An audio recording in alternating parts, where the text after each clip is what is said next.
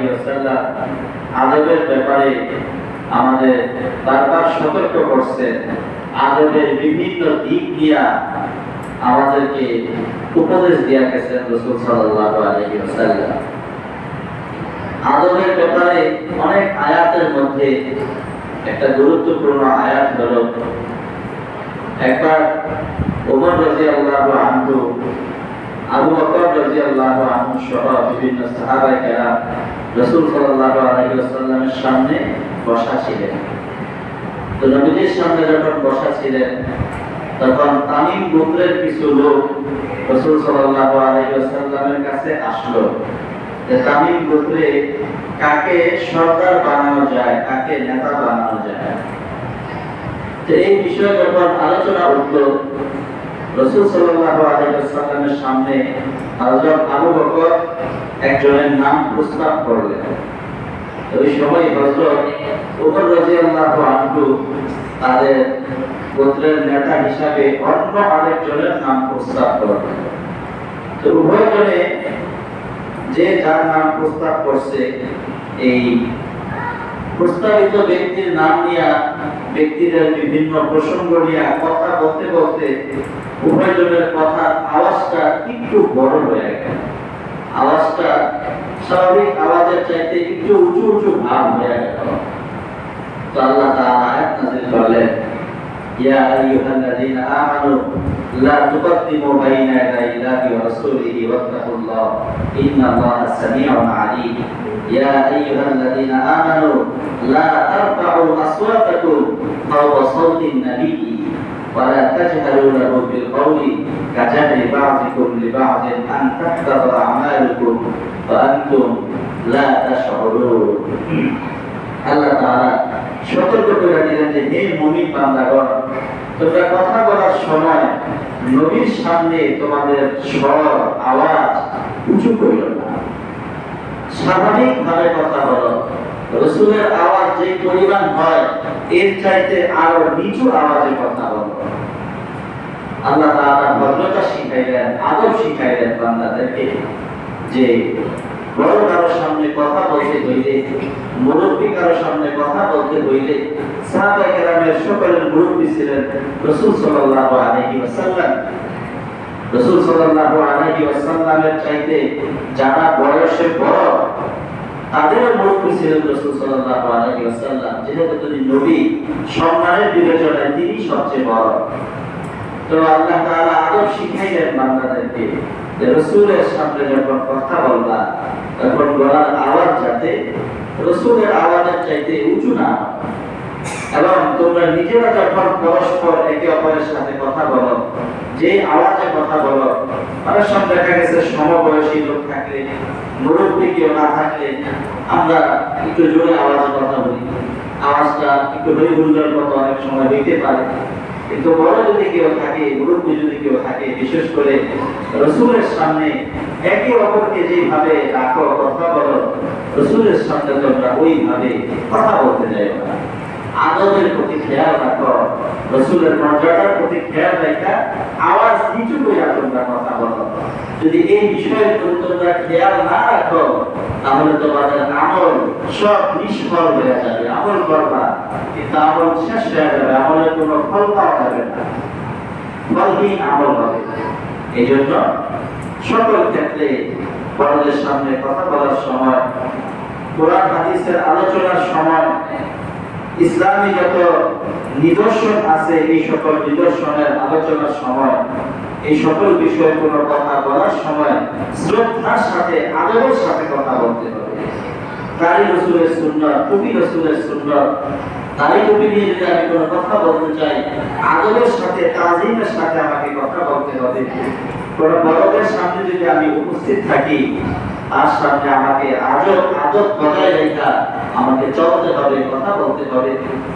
ছোটদেরকে স্নেহ করা আদব, বড়দেরকে সম্মান করা এটাও আদব।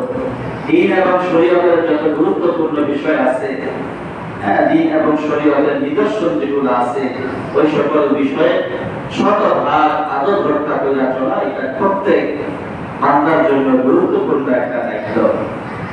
একবার হযরত আবু দারদা রাদিয়াল্লাহু আনহু হাঁটতেছিলেন, আল্লাহ রাসূল হাঁটতেছেন, হযরত আবু বকর সিদ্দিকও হাঁটতেছেন। তো হযরত আবু বকর রাদিয়াল্লাহু আনহু হাঁটতে হাঁটতে কিছুটা হযরত আবু বকর রাদিয়াল্লাহু আনহুর আগে চলে গেলেন। যিনি আগে আগে হাঁটতেছেন হযরত আবু বকর পিছনে।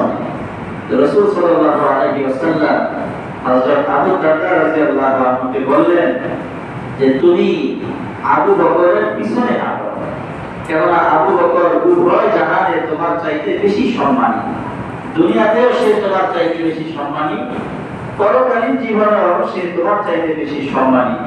এজন্য তুমি আবু বকরের আগে হাঁটো না, বরং তুমি আবু বকরের পিছনে হাঁটো। এভাবে রাসূল সাল্লাল্লাহু আলাইহি ওয়াসাল্লাম বিভিন্ন সময়ে সাহাবায়ে কেরামের আদবের যত দিক রয়েছে বিভিন্ন দিকে খেয়াল করছেন, আদবের বিভিন্ন বিষয়ে রাসূল সাল্লাল্লাহু আলাইহি ওয়াসাল্লাম সাহাবায়ে কেরামকে আদব শিক্ষা দিয়েছেন এবং সাহাবায়ে কেরামও রাসূল সাল্লাল্লাহু আলাইহি ওয়াসাল্লাম থেকে পরিপূর্ণ আদব শিক্ষা লাভ করছেন এবং ওইভাবেই সাহাবায়ে কেরাম জীবন যাপন করছেন। সাহাবায়ে কেরাম আল্লাহ রাসূলের সাথে আদব দেখাইছে, কিন্তু যারা কাফের ছিল, মুশরিক ছিল, ওরা তো রাসূল সাল্লাল্লাহু আলাইহি ওয়াসাল্লামের সাথে ওই রকম আদব দেখায় নাই। রাসূল সাল্লাল্লাহু আলাইহি ওয়াসাল্লামের চাচা আবু লাহাব নবীজি সাল্লাল্লাহু আলাইহি ওয়াসাল্লামের সাথে বড় বেয়াদবি করছে। তার স্ত্রী উম্মে জামিল সেও নবীজির সাথে বেয়াদবিমূলক আচরণ করছে। এটার ফল কি হয়েছে? রাসূল সাল্লাল্লাহু আলাইহি ওয়াসাল্লামকে আল্লাহ তাআলা যখন আয়াতের মাধ্যমে জানাইলেন ওয়ানদির আশিরাতাকাল আকরাবিন, নবুয়ত পাওয়ার পর রাসূল সাল্লাল্লাহু আলাইহি ওয়াসাল্লাম প্রথমে গোপনে গোপনে দাওয়াত দিতেন।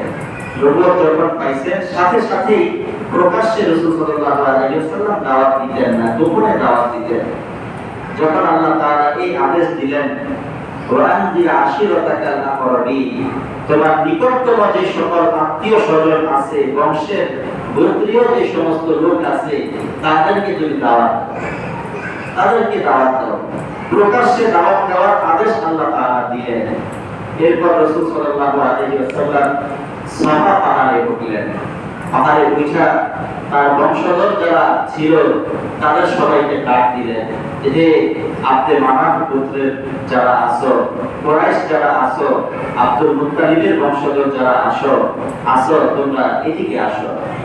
তো রাসূল সাল্লাল্লাহু আলাইহি ওয়াসাল্লামের কথা শোনার পর, ডাক শোনার পর, আওয়াজ শোনার পর সবাই যখন ওই সাফা পাহাড়ের নিচে সমবেত হইল, অবস্থান করলো, রাসূল সাল্লাল্লাহু আলাইহি ওয়াসাল্লাম তখন সবাইকে উদ্দেশ্য করে বললেন যে হে আমার আত্মীয় স্বজন যারা আছো, বংশীয় লোক যারা আছো, আরববাসী যারা আছো, আমি যদি তোমাদেরকে এখন বলি, একটা খবর দেই, সংবাদ দেই যে আমি যেই পাহাড়ের উপরে দাঁড়ায় আছি, রাসূল পাহাড়ের উপরে দাঁড়া হয়েছে, পাহাড়ের উপরে না সামনে নিচে যে জায়গা আছে, নবীজি বললেন আমি যদি তোমাদেরকে বলি যে পাহাড়ের পিছন দিক থেকে শত্রু দল তোমাদের উপর আক্রমণ করার জন্য ধাইয়া আসতেছে, তোমাদের সবকিছু শেষ করে দেওয়ার জন্য, ধ্বংস করে দেওয়ার জন্য বড় একটা শত্রু বাহিনী আসতেছে, এই কথা যদি আমি বলি আমার কথাকে তোমরা বিশ্বাস করবা? তোমরা সবাই একসাথে এক আওয়াজে সবাই বলল যে অবশ্যই আমরা তোমার কথা বিশ্বাস করব। রাসূল সাল্লাল্লাহু আলাইহি ওয়াসাল্লামকে তারা আল আমিন, মহা সত্যবাদী, আগে থেকেই তারা আল আমিন নামে রাসূল সাল্লাল্লাহু আলাইহি ওয়াসাল্লামকে ডাকতো, বিশ্বস্ত, সত্যবাদী। তো তারা আল্লাহ রাসূলকে বলল যে আপনি যদি বলেন শত্রু বাহিনী আসতেছে তাহলে আমরা অবশ্যই এটা বিশ্বাস করব। তখন রাসূল সাল্লাল্লাহু আলাইহি ওয়াসাল্লাম তাদেরকে বললেন যে এই যে তোমরা বিভিন্ন কুফরের মধ্যে লিপ্ত, শিরকি কর্মকাণ্ডের মধ্যে লিপ্ত, এই কুফরি কর্মকাণ্ড এবং শিরকি কর্মকাণ্ডের কারণে আল্লাহ তাআলার পক্ষ থেকে কঠিন শাস্তি এবং আযাবে আমি তোমাদেরকে ভীতি প্রদর্শন করতেছি।